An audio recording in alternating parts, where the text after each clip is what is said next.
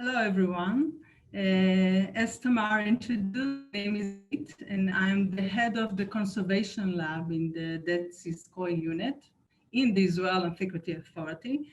And today I'm going to present to you the conservation work we do, as well as the analytical research that we're conducting.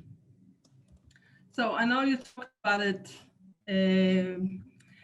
last week, but just a little bit of historical background. Um, the Dead Sea Scrolls are the most important, or we think are the most important archaeological discovery of the 20th century. It contains thousands of parchment and papyrus fragments in the collection containing about 1,000 manuscripts that have been preserved over 2,000 years in the caves where they were buried.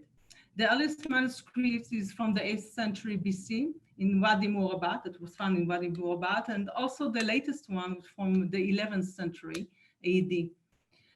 Most of the collection refer to scrolls from the Qumran caves from the 3rd century BC to the 3rd century AD, and documents from the days of Bar Kokhba. The scrolls preserve the oldest copies of the Bible, also religious literature, which was not part or was not included in the Bible, but was considered sacred.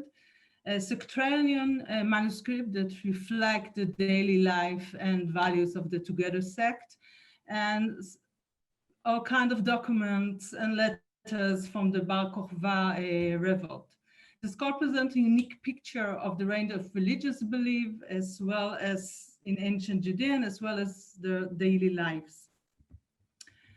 So when we talk about preservation of the scrolls, this is why. This is an example for different type of scrolls that were found, different sizes, different types.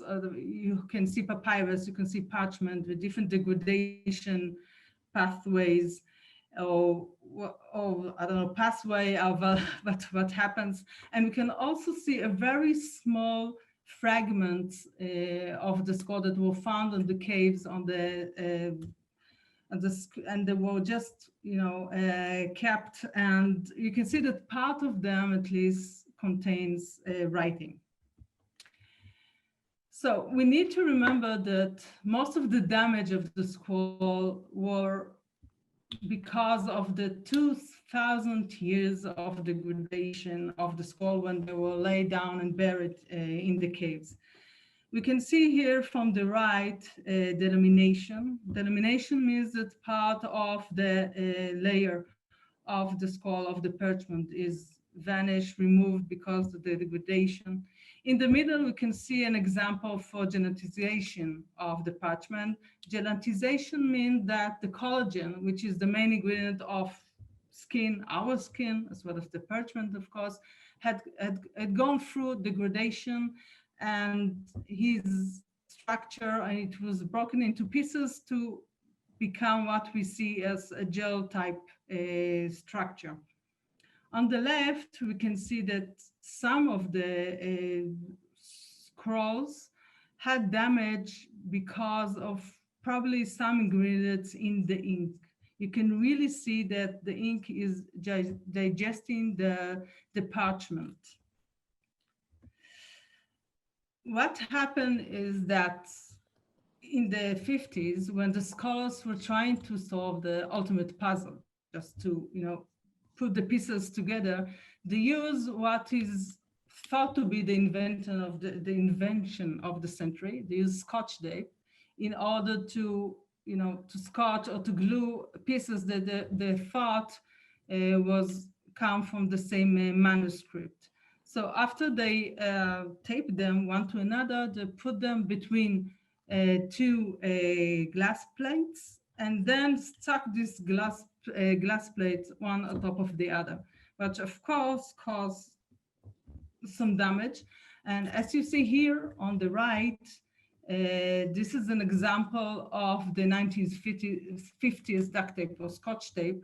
The problem was that the glue has been transferred from the Scotch tape and just was absorbed in the skin, in the parchment itself, which caused, as you see, a very well, very problematic problem.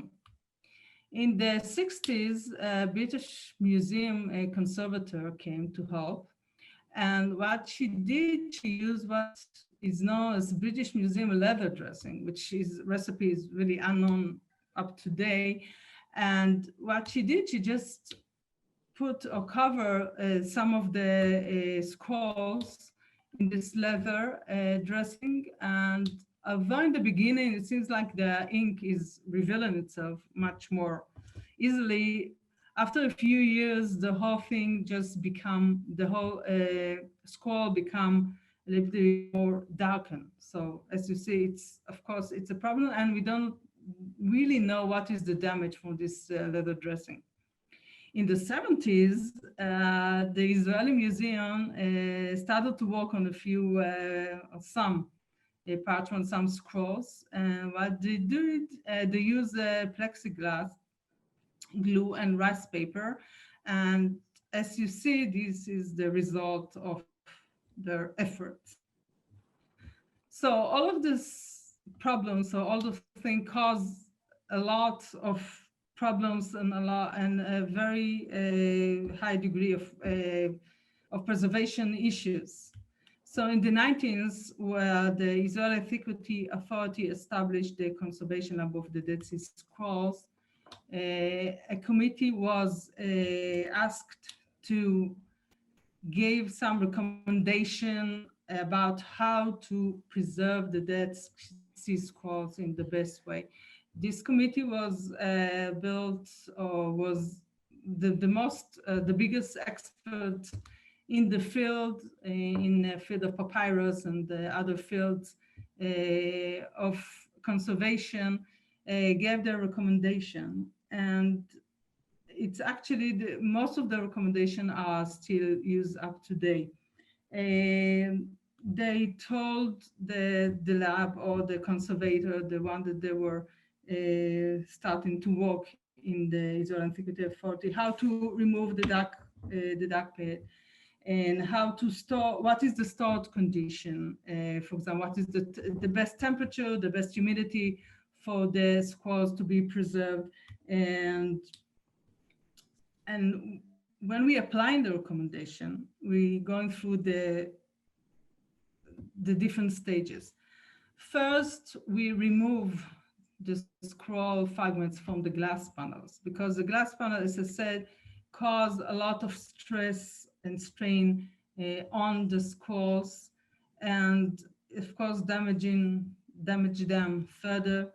And we move it to acid-free cardboard, which is of course very important because acid can have some more damage.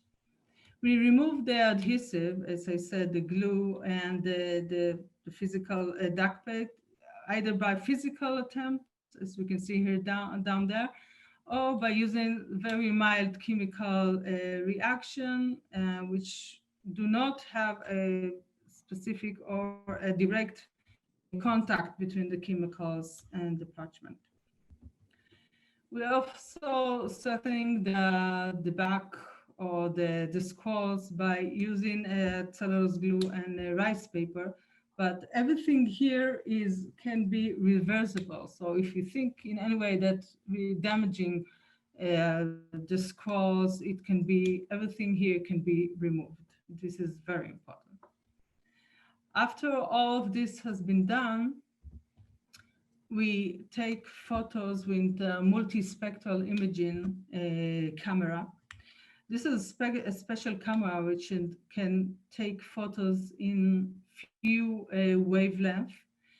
And we use it in order first for the documentation, because we need to see if forbidden something will happen, then we have a documentation of the scrolls. And then the scholars can use these photos and they use it for their research. We also use the fact that we use the multispectral system or imaging camera. We can use the the IR, the infrared spectrum that the camera is also work with, or take pictures or take photos with. The IR can be used to reveal ink, which means letters, sentences that is not visible to the naked eye.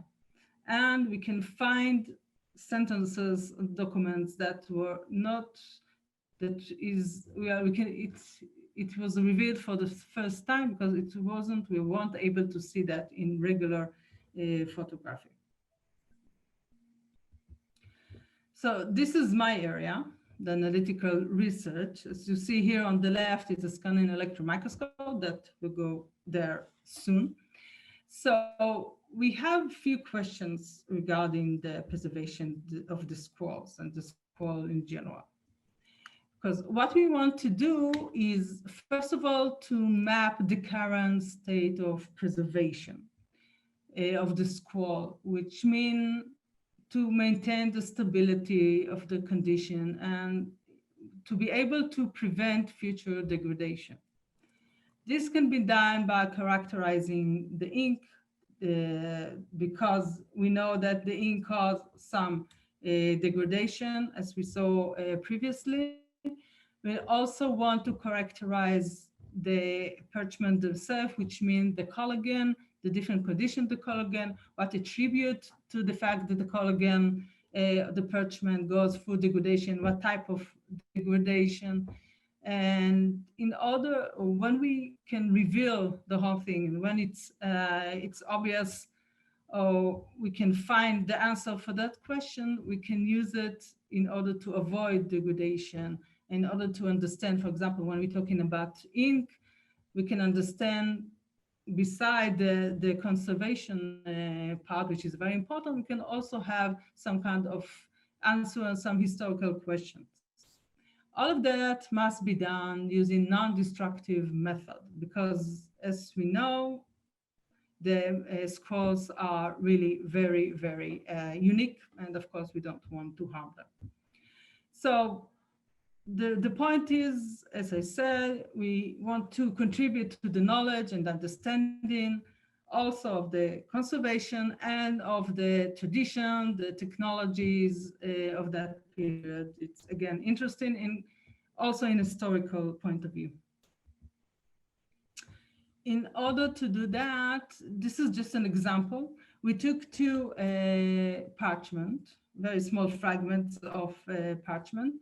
On the left from cave 4, they were found on boxes. There are few, but we looked at two of the fragments here. There are no ink found on this parchment, fragments of the parchment.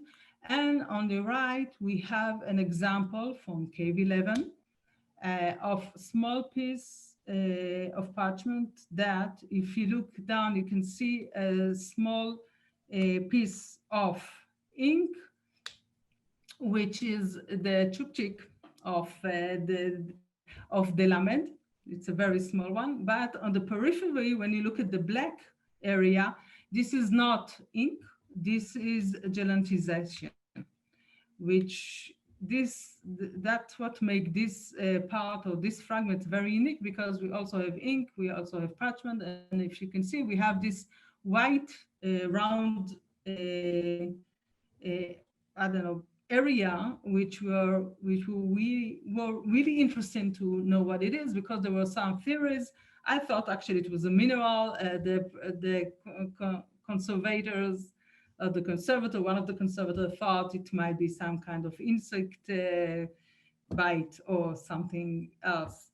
So what we did, we took these fragments into high resolution microscope. As you can see here from the left and to the right, the two different parchment. And on the right, you can see these little threads that are going all over. It's not hair. It's what seems to be a very big pieces of the parchment, which is disintegrated, this is a collagen fibers that we can see. And to the left, what you can see, all this blackish area, which is interesting. We don't know exactly what it is, but you can see that the whole area is that you have little white particles, which are a little bit shiny. That was interesting. And this is the one, the 1032 parchment of fragments. And here you can see in higher resolution this ink fragment or this ink writing, and the white area, and the blackish more area, which is the genetization. And through the right, we can see this shiny black ink. We can see even after 2000 years, the ink is still very shiny and very black, which is really, really impressive. So all those photos were really nice and interesting, but they weren't really helpful in any way. So we wanted to go into even higher magnification and higher resolution. So this is a scanning electron microscope, which is a microscope which can, again, get into really high resolution and magnification. This is 48.1. This is this parchment. As you can see from on your left, there's a lot of particles, white particles, that cover all over this thread. This thread, again, you can see is probably, it is actually a collagen fibers. And to the right is just a very nice photo of a skeleton of a plankton, which is silica based. And it's very nice because we know, and it's not surprising that it's there, although it's very nice and we don't see it every time, because this cave is found in sedimentary rocks. And you know, sedimentary rocks are formed because of the sea that was there, millions of years ago. So there's this nice correlation, or a nice found. It's actually very beautiful. So we use a function in the scanning electron microscope, which called energy dispersive spectroscopy, or EDS for short. The EDS, what it does, it can detect, it can find the different elements that we are actually very interesting to know. So if you look at every orange dot here is a measurement that we done. So if you look at the 001, I don't know if you can see that, but it's the first one, which is only on the fiber itself. And if you look closely, you can see that the main elements in there is carbon and oxygen, which is, of course, this is actually a proof that what we can see is collagen, or just an organic residue, because it's carbon and oxygen. On the other hand, the other areas which were investigated or analyzed, you can see different type of minerals or different kind of elements which attribute to different kind of minerals. You can see that there are some silica, which is sand. And of course, again, not very surprising. So you can see silica all over. We can also see that there's NaCl, which is just salt. And we also see calcium and calcite, which is, again, not surprising because, as we know, we in the sedimentary rocks, mainly are formed from calcite. So when we look at the 48.2, again, here on the bottom, we can see these threads, which are collagen, and on the top, all these little particles, which again, we perform EDS, and most of them are calcite. Silica and calcite, which is, again, not surprising, and it's very, it's look like the previous fragment. The more interesting, well, to me, it's the more interesting parchment or fragment is the 1032, which here, when you look on the left, you can see a very nice crystals. These beautiful crystals are crystal of NaCl, of salt, sea salt, the one that we have, that we put in our food. And on the right, you can see the area where the ink is, where the chukchik of the lamed is. And when you go to even higher magnification, you can see that the area here, we have different crystals, which found inside the area where the ink is. And when we did the EDS, we can see, although the crystal look different, but they are mainly sodium chloride, NaCl, and it's very surprising that the way that the crystal are formed or look like, but there probably some kind of different type of process that took place there. And the whitish area, as I said, that our thought or calcite is indeed calcite. You can see here, again on the left, 003, I think. This is the analysis part. So you also have NaCl, and we also have different minerals as we have for the whole different parchment or fragments that we observe. But the area, the droplet is most specific for a calcite. So this is a map that we took. This is a map of an element, except from the upper left one, which is just a photo of the area. All the different maps, if you see down, it's CO, sodium, magnesium, and aluminum. And we have for different elements, but you can see a very specific line of sodium, which is attributed or which is found mainly or in a higher concentration on the ink.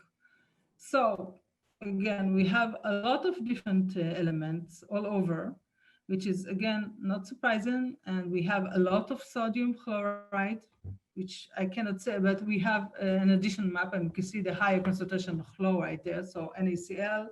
So it's found there, and it's just an attribute to the fact that, first of all, those fragments lay next to the Dead Sea, so it's not surprising that they have NaCl, and it's not surprising the different combination of the minerals or of the elements that were found there.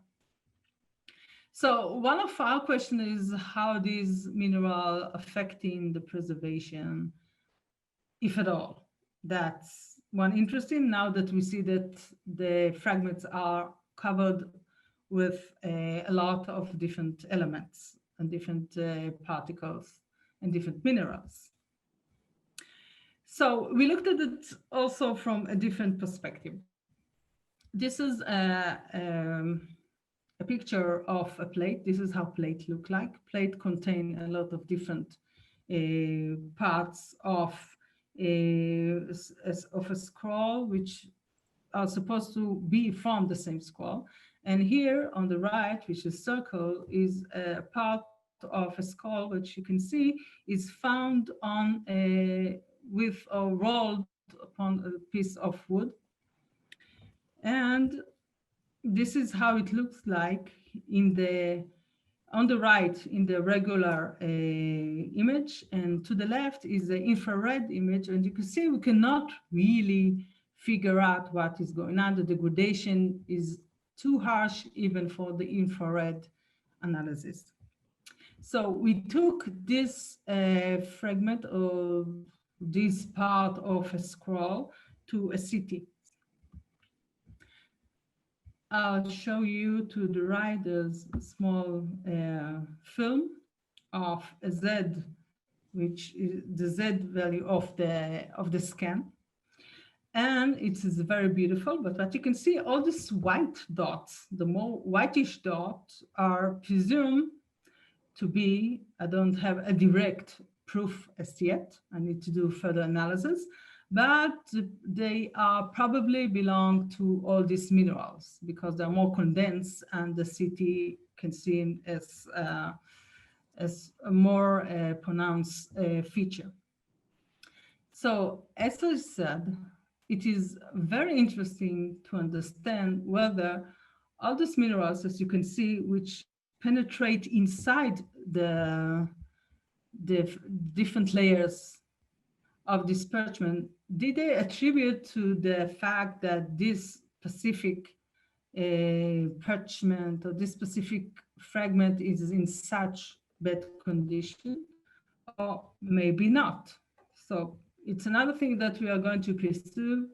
It's very interesting, and we need to do further analysis in order to find the answer whether these minerals attribute in any way to preservation or to degradation. Because one hypothesis said that because these salts, these minerals, are hygroscopic, which means they tend to absorb water, maybe the fact that they absorb water just save or just prevent the reaction between the parchment and or the collagen and the water, which help us or help the preservation, or the other way around, or because they're such hygroscopic, the fact that they absorb the water, they also release them in some path or in some way, or in maybe further away online, and cause this degradation. So it's an open question and something that we are going to pursue. Now let's talk a little bit about the ink. What is ink, first of all? Ink is composed of two main ingredients.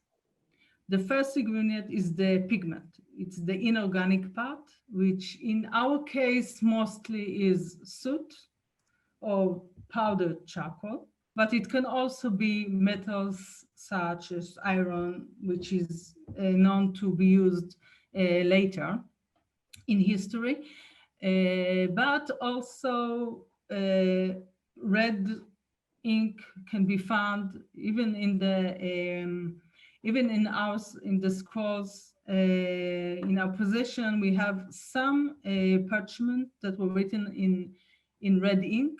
Most of the parchment were written in black ink, the majority. Again, black ink means that the pigment that was used in these scrolls was soot, or again, powdered charcoal. The red one were found to be a metal of which is it's called the cinnabar, which is mercury sulfide, which give this red color.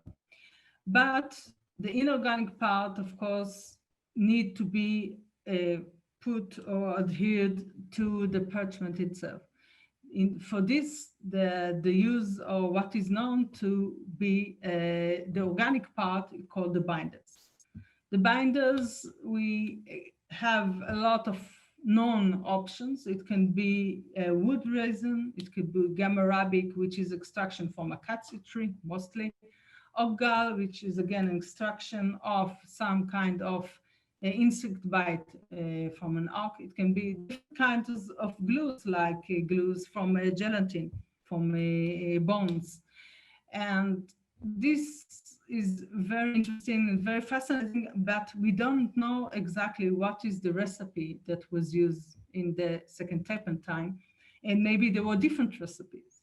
So it is interesting to see whether we can find different recipes. Maybe we can attribute them to different authors, maybe different periods, maybe different parts of the world or of Israel. So that's also very interesting questions. And also the fact that we saw that there was this etching or this reaction between the ink and the parchment. And since the anorganic or inorganic part is mostly inert, probably the damaging part is the binders. So having found the binders, we may be able to stop this degradation, or at least understand what causes degradation and try to stop it. So when we're talking about of the inorganic or the soot, again, the majority of our ink is written in black ink. I won't go really into that, but Soot or charcoal are part, specific part that also have, we can also find it in graphite. Graphite had a lot of these cyclic molecules, a lot of sheets of different of these ring molecules, and charcoal is actually an organic residue that was heated to such a temperature that part of it became graphite-like material. And this graphite part material is the one that we can identify using Raman spectroscopy.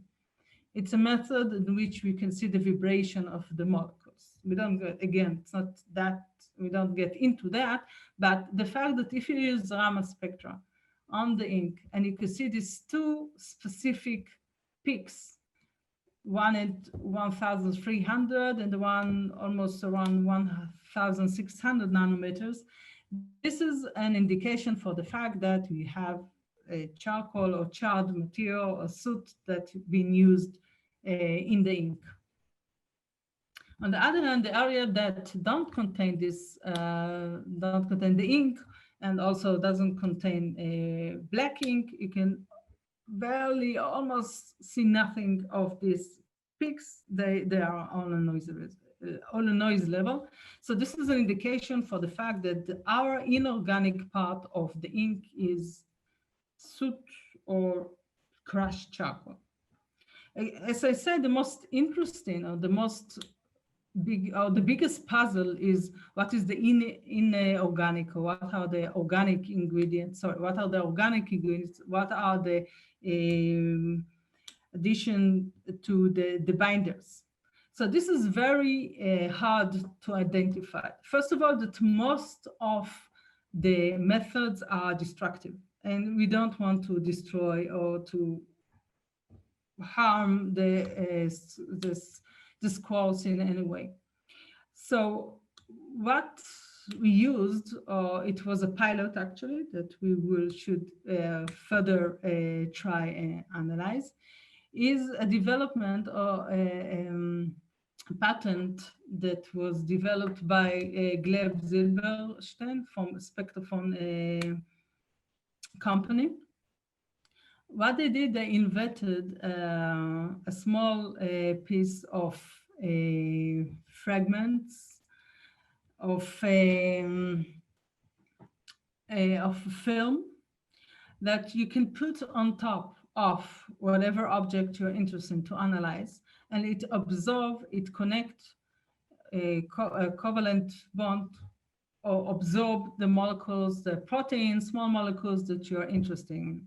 After that, you take this film and extract the organic material, and this organic material has then been analyzed with different methods. One of them is called the LCMS, which is we can use to it's called mass spec, by identifying the masses of the different proteins and using a very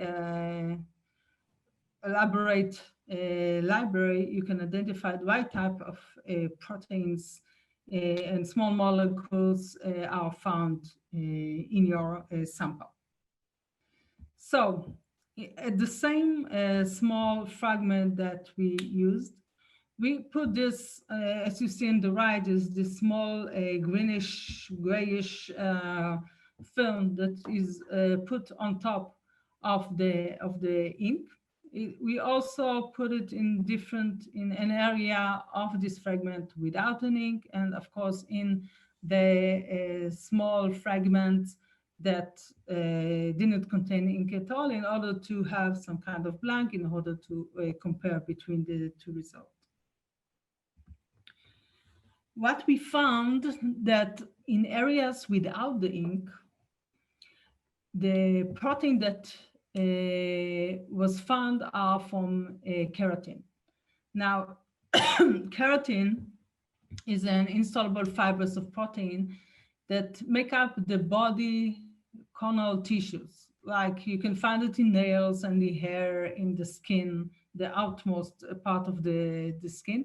And so it's not surprising that we were able to find them in the area without the ink, because this is the majority of the proteins that are found there, probably, and it's interesting. But in the area where the ink was, they were able to identify plant proteins as well as acids of plant origins, terpenes, which are small organic components of plants. You usually can find in in wood resin and in oils, and you can also find mold proteins. Now, mold is, again, not surprising. You probably can find mold all over the parchment, whatever, because they're set for 2,000 years. There are some areas that were a little bit humid, so you can, again, find mold, not very surprising. So this is the names of the different proteins that we found. And one of our problems that they are not really that specific, which means you can find these proteins, fragments, and plant acids and plant terpenes in a lot of different types of plants. So we cannot still tell you or that this binder is belong to this specific tree or to this specific part of the tree. We need to have a lot of more research in order to determine that. But it's very encouraging because it's the first time that we were able to identify ever what type of plant acids and proteins can be found. And it's very encouraging. And we are going to take it and go further with this analysis. It's very interesting and very promising. So if we want to conclude, we can say that the scrolls that we examine have a large amount of sand and salt, which is different minerals, and they cover the surface all over. So one of the questions that we want, a few questions that we want to answer is first, is it true for all the scrolls? As you see, we examined only 3 or 4 different small fragments, but is it really something that we can see in all of the samples or in all of the scrolls that we will analyze? And does this salt and mineral interfere or contribute to the preservation? Which is, again, if you can find the answer to that, maybe there's a way to have or to do some very, give some very protective ways to prevent from scroll degradation. Is it possible, with the help of the mineral composition, to identify the geographical location of the origin of the scrolls? Maybe you can find some minerals that are, I don't know, found in Jerusalem or not found next to the Dead Sea. Maybe this will be an indication, or maybe we can find different component in the mineral that was used in the production of the parchment itself. Maybe there is some kind of different, or maybe everything will look the same because of these 2,000 years where they were lying in more or less the same environment next to the Dead Sea. So again, this will be solved by doing a large screening, a large research, and a large samples, which means samples with a large amount of scrolls. When we're talking about the ink composition, again, the fact that we are able to find some kind of plant components confer the hypothesis that the adhesive is a mixture from plants. Although there could be, as I said, could be other possibilities. Maybe they are produced from gelatin, from bones. Maybe what we saw is just one specific ink that have a specific recipe or was done or was created in a specific area. And that's a good question. And that's something that will help us to maybe identify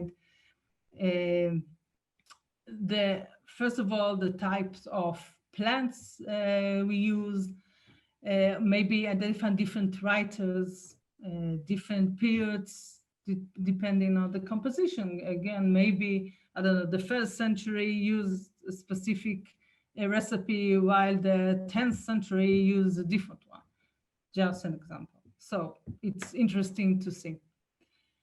And what one of the main goals is to create some kind of a database on all of the scroll regarding the composition of the minerals and the ink composition. So what we can do is to use it for conservation and also for historical research. So that's it.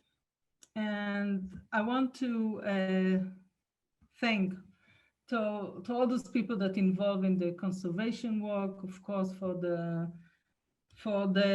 conservator, Tanya Bittler, for the past conservator, Tanya Tiger and Asya Wexler, to Shai Halevi, who is the person who's in charge on the multi-imaging camera for all the photography of the scrolls, the members of the unit, and for Pnina Shor, who was the head of the unit for a long time. We just retired. Thank you. Thank you, Ilit. I think you showed us here this sort of secret world, which I assume most of the people who participated here weren't even aware of all these magics that can be done on the parchments. Let's see a few questions. Adele wants to know if, just a second, if the ink can be analyzed to determine if a scroll is a forgery. This is, well, it's a very complex issue, because in theory, if you talk, for example, about the pigment, the charcoal is charcoal. It's in such small amount, so you cannot really do a carbon 14 on the pigment itself, on the charcoal, and for some reason my video has vanished. Anyway, so and the inorganic composition, as we say, is really unknown. So the only way we can maybe see whether this is a real or authentic is maybe look at the parchment itself, try to do carbon 14, although there are some people who say that they can take some kind of old parchment and do some analysis. Again, the ink itself is very problematic. Okay, you mentioned that some of the preservations actually destroyed some of the parchments. So are there any parchments that did not go through this process, and maybe from them can learn more about the ink and the different components of the parchment? So most of the scrolls have been really degraded. So, but of course there are scrolls which are almost intact, but each and every one of them had been lying for 2,000 years, some in maybe more conserved than others.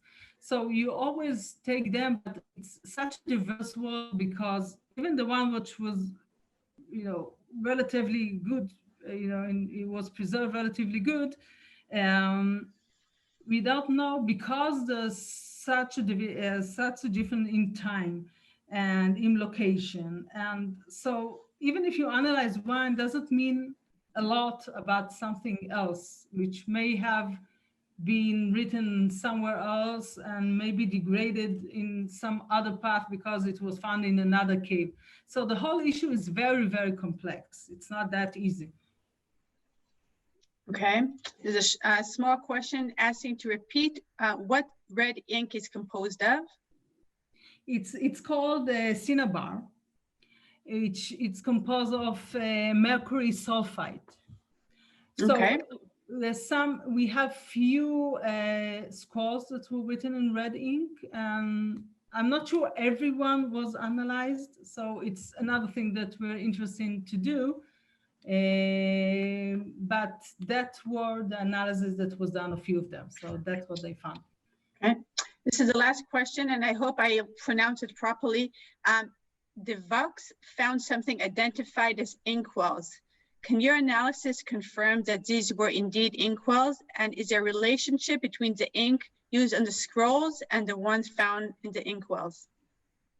So actually, one of the research that I just finished was on inkwells, because as I said, we don't want to do some harm to the parchment and the ink itself from the scrolls. And so we took a lot of inkwells from in the specific period of around the Roman time, around Jerusalem, and a few from Qumran, and we tried to analyze the ink. So one of the problems is that most of the inkwell were washed. So we didn't really have a lot to work with. But the ones that weren't, we were able to find the pigment, the black pigment, and the analysis of these binders is not completed yet. So we can say that it might, but again, I don't have enough data as for now. We need to do some more research about that in order to do some comparison between them. But again, that was the point of this research. And I guess that it's interesting to see, but it's still going on. I don't have a definite answer for that yet.